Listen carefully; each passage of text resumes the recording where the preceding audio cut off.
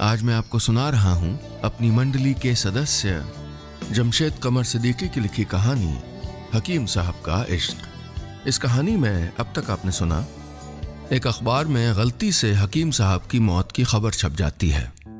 वो इसका भी फायदा उठाना चाहते हैं और चर्चा में आने के लिए 2 दिन गायब हो जाते हैं, लेकिन लौटने पर पता चलता है कि किसी ने उनके बारे में नहीं पूछा। लेकिन हाँ, अफसाना नाम की कोई औरत जरूर आई थी, वही अफसाना जिनसे कभी हकीम साहब मोहब्बत करते थे। अब आगे। अफसाना का जो जिक्र किया तूने हम नशी, एक तीर सा सीने में मारा के हाय हाय। हकीम साहब ने बड़ी अदा से अपना फर्जी टाइप का शेर पढ़ा तो ननकऊ बोला, अरे कौन थी ये अफसाना, जरा बताइए तो सही। तो हकीम साहब हाथ पीछे बांधकर थोड़ा संजीदा हो गए।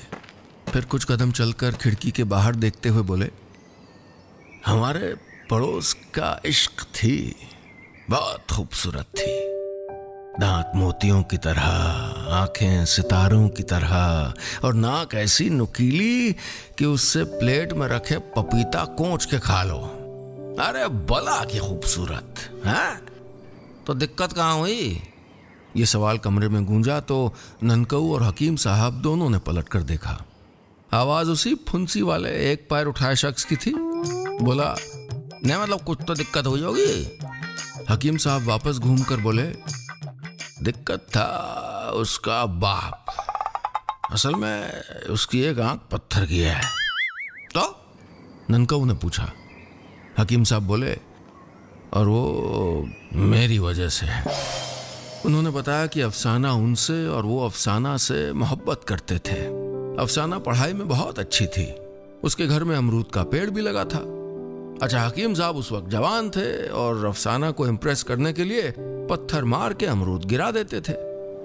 एक रोज जब उन्होंने पत्थर उछाला तो वो जाकर अफसाना के अब्बा की आंख में लग गया।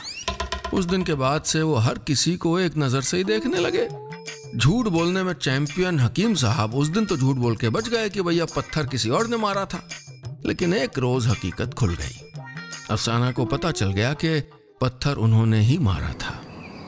गलती हो जाती है, तुमने जानबूझ के नहीं मारा होगा, लेकिन तुमने मुझसे झूठ बोला। मुझसे?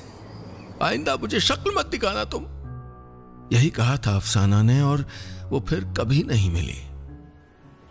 तो ये बात है, पैर उठाए हुए उस धारीदार शर्ट पहने शख्स ने कहा तो हकीम साहब ने मायूसी से कहा, हाँ लेकिन अब क्या फायदा। वो बोला, फायदा कैसे नहीं, उन्होंने कहा था कि वो 4-5 दिन बाद आएंगी, कोई ना कोई उनको मिल जाएगा। अरे वो आएंगी इतवार को। हकीम साहब भाग कर उसके पास पहुंचे। क्या कहा तुमने, सच में वो इतवार को आएगी? है? अरे आराम से, अरे दर्द है, अरे हाँ हाँ हाँ हाँ हाँ वो आएंगी।